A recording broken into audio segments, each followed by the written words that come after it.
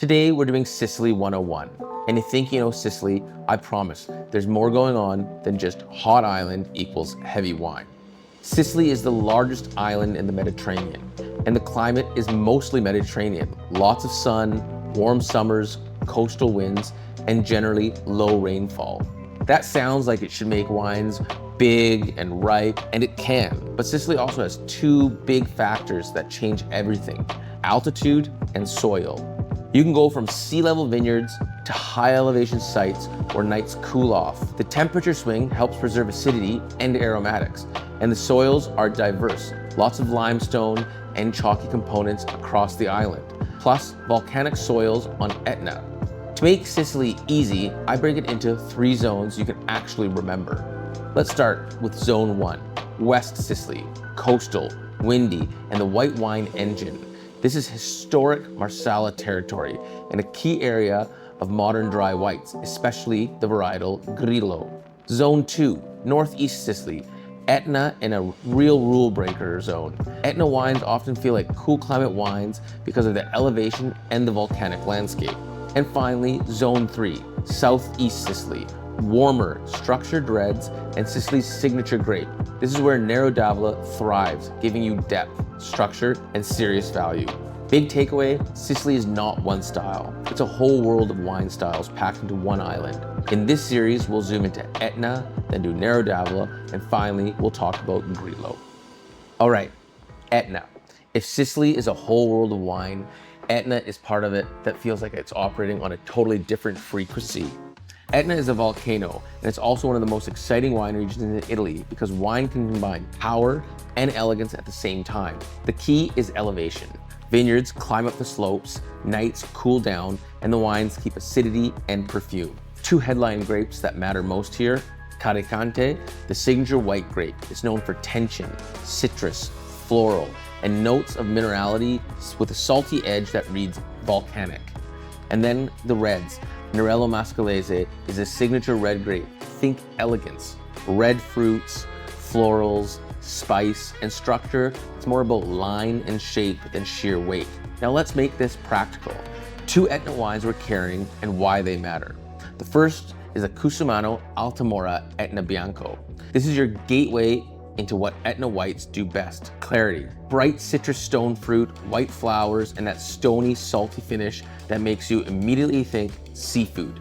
Pair it with a crudo, grilled fish, shellfish, lemony pasta, or herb roasted chicken.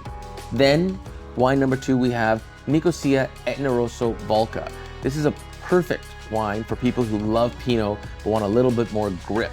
Lifted cherry, dried herbs, spice, and mineral snap on the finish. It's not a heavy red, it's a detailed, high-definition red. Pair it with grilled lamb, mushroom pasta, and richer seafoods. Etna is also a place where site matters. Small changes in slope and altitude can shift the expression. If you love wines that teach you something with every sip, Etna is one of the best regions in the world for this. Let's do a real deep dive on Nero the signature red grape of Sicily. Nero is built for the sun. It thrives in Sicily's warmth and especially associated with the southeast of the island, where you can get deep ripeness and serious structure. What does it taste like? Think dark cherry, plum, sometimes blackberry, plus lots of spice. Structurally, Nero often has firm tannins and enough acidity to keep it food-friendly when it's done right. 2 main personalities: fresh fruit forward, easy drinking, stainless steel or minimal oak, smooth tannins, great pizza wine. The other, serious, structured, age-worthy, more concentration and sometimes oak. It can evolve into leather, tobacco, and savory depth. The bottle we're excited about, Guardia, Nero 2024. It's a great example of why this grape is such a staple. It keeps that Sicilian warmth, but stays smooth and approachable. Food pairings is where Nero becomes unfair.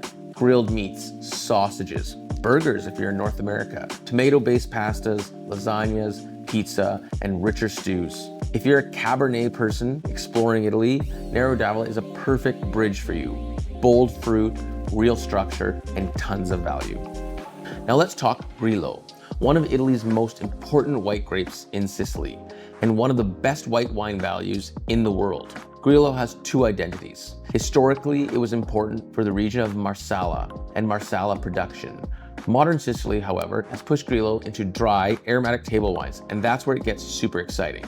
Flavor profiles. Grillo often gives grapefruit and citrus, plus herbal notes and a mineral saline edge. Most examples are bone dry with refreshing acidity, which is why it's so food friendly.